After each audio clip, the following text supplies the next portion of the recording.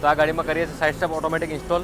હવે એનો આગળ પ્રોસેસ વિડીયો જોઈએ કઈ રીતે ઇન્સ્ટોલ થાય છે અને એના પછી લાગ્યા પછી ગાડીનો લુક કેવો લાગે છે. તો ચલો આપણે જોઈએ.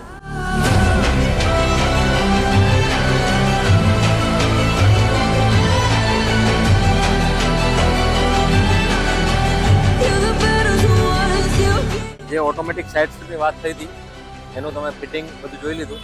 હવે આપણે ચેક કરીએ કે લાગ્યા પછી કઈ રીતે અને કેવી લાગે છે ગાડી.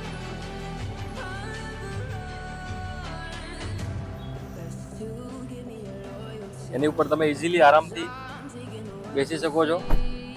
જ્યારે ગાડી બંધ કરો ત્યારે સાઇડ સ્ટેપ બંધ થઈ જશે અને જ્યારે ઓન કરશો ત્યારે સાઇડ સ્ટેપ આવી જશે બહાર.